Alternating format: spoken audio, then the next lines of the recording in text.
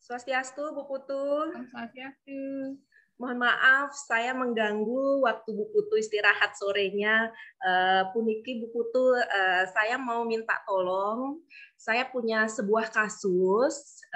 Mohon izin, Bu Putu sekiranya mampu atau berkenan untuk menanggapi kasus yang akan saya bacakan. Kira-kira Bu Putu bersedia? Bersedia. Oke, terima Siap. kasih.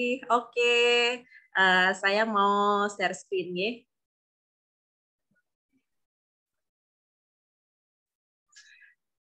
Nah, sudah kelihatan Ibu?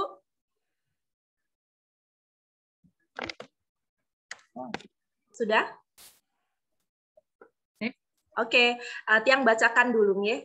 Nah, ini studi kasus Ibu Guru Tati. Ibu Guru Tati adalah guru kelas 5 yang merupakan rekan kerja Bu Putu. Yang mana sama-sama mengajar kelas 5 yang kelasnya paralel. Ruangan kelas Ibu Tati pun persis di sebelah ruangan kelas Bu Putu. Bu Tati terkenal sangat disiplin dan cenderung galak. Pada sisi lain, Ibu Tati juga pekerja keras dan murid-muridnya pun selalu mendapatkan nilai-nilai yang sangat baik. Sebagian murid-murid sangat takut kepada Ibu Tati dan sebagian lain bisa menyesuaikan diri. Kepala sekolah Bu Putu dan orang tua murid juga sangat menghargai Ibu Tati. Suatu hari, Bu Putu mendengar ada tangisan seorang murid dan Bu Putu langsung keluar untuk melihat asal suara tangisan tersebut. Bu Putu melihat seorang murid perempuan, kelas 5, sedang berlutut di atas bebatuan sekolah yang sangat panas hari itu, menghadap di depan pintu kelas Ibu Tati. Ibu Putu melihat Ibu Tati tampak tidak menghiraukan suara tangisan muridnya dan tetap mengajar seperti biasa. Namun, Bu Putu bisa melihat bahwa beberapa murid di kelas Ibu Tati mencoba untuk mencuri pandangan keluar kelas, melihat temannya yang sedang menangis dan berlutut di terik matahari. Nah, Bu Putu, kira-kira Bu Putu, dalam hal ini jika Bu Putu berada di posisi temannya Bu Tati ini, apa yang Bu Putu akan lakukan? Mohon ditanggapi Bu Putu, berikan respon terhadap kasus Niki. Terima kasih.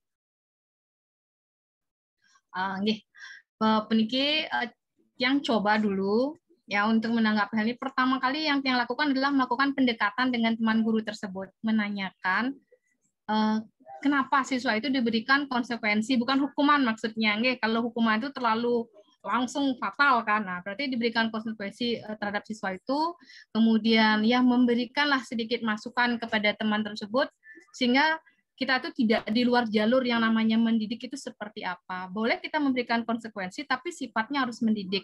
Karena di sini juga kita harus mempertimbangkan ya mana itu dengan seperti yang sekarang itu yang mungkin diketahui adalah perlindungan Undang-Undang Perlindungan Anak, kemudian juga tidak keluar dari kode etik kita sebagai seorang guru yang memberikan ataupun mendidik anak tersebut sehingga menyadari apa yang dilakukan dia itu salah. Seperti itu. Itu pertama, terhadap teman ya. Istilahnya kalau kita sama teman itu mungkin masih wajar kita memberikan masukan kepada teman kita sehingga nantinya tidak akan meluas kasus itu sampai di luar lingkungan sekolah. Itu terhadap teman. Nah, kemudian sedikit kita juga menanyakan apa sih yang menyebabkan teman kita itu memberikan konsekuensi terhadap siswa tersebut. Nah, setelah kita istilahnya memahami maksud dan tujuan dari teman tersebut ya, karena jujur masing-masing guru memiliki karakter ya, istilahnya bagaimana dia membina, mendisiplinkan siswanya itu adalah hak dari para guru ya. Memang tujuannya itu sama, yaitu mendidik siswa tersebut. Yaitu sesama dengan teman guru. Nah, kemudian untuk tersebut, nah setelah mungkin kita mengetahui permasalahannya seperti apa, kita dekati siswa tersebut. Ya, kita berusaha mencoba menjelaskan kepada siswa tersebut ya, apa sih yang menjadi tujuan dari guru itu melakukan atau memberikan konsekuensi terhadap dia. Ya, sehingga mungkin kita ngelihat paling tidak tujuannya yang baik dari guru itu adalah memberikan kedisiplinan.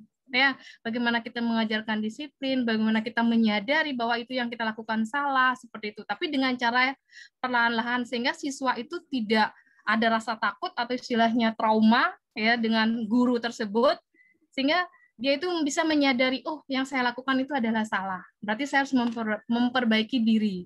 Seperti itu. Bagaimanapun teknik kita sebagai seorang guru itu memberikan membuka pola pikir siswa itu memang tidak terlalu mudah, tetapi saya yakin ya dengan kita istilahnya menyentuh hati siswa tersebut, memberikan pandangan kita itu adalah sebagai pendidik itu adalah seperti ini, tidak ada rasa dendam ya terhadap siswa tersebut, hanya ingin menunjukkan ini loh yang namanya disiplin. Tetapi kita juga di sekolah itu adalah selaku orang tua siswa juga ya. Kalau di rumah mungkin ayah ibu, kalau di sekolah kita adalah orang tua mereka. Jadi konsep kita sama, tujuannya itu adalah untuk masa depan mereka. Nah, seperti itu. Kemudian kalau untuk mengarah ke tingkat yang lebih tinggi, umpamanya apa yang kita lakukan terhadap siswa tersebut, itu sampai ke tingkat atas itu tidak perlu. Ya, karena di sini yang kita lakukan itu adalah bagaimana kita istilahnya melewati prosedur itu dulu. Ya, kalau memang istilahnya di antara kita memang sudah menyadari yang umpamanya apa yang dilakukan, kemudian apa tujuannya, kemudian nanti arahnya kemana, itu tiang anggap itu tidak perlu sampai ke kepala sekolah. Seperti itu.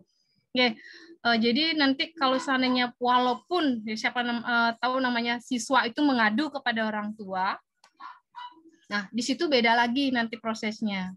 Seperti itu. Tetapi yang harapkan pun kami harapkan dari seorang pendidik ya, seorang guru itu segala permasalahan yang terjadi itu jangan sampai meluas ya. Karena kenapa mungkin gimana ya?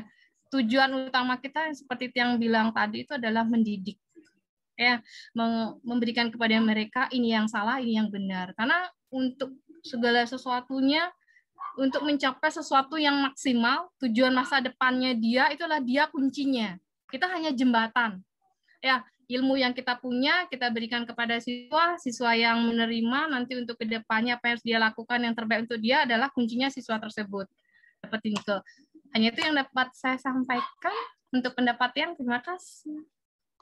Terima kasih Bu Putu atas responnya yang sangat luar biasa. Betul sekali, kita sebagai pendidik diharapkan mampu menuntun siswa kita menjadi lebih baik tanpa ada hukuman yang di luar batas kewajaran yang dapat melanggar kode etik kita sebagai seorang guru. Terima kasih Bu Putu. Mohon maaf sekali lagi mengganggu. Ya, terima kasih saya sudah mengganggu waktu istirahatnya sore hari ini. Yang tutup dengan para mesanti. Om Santi, Santi, Santi, Om. Semoga. Ya, terima kasih.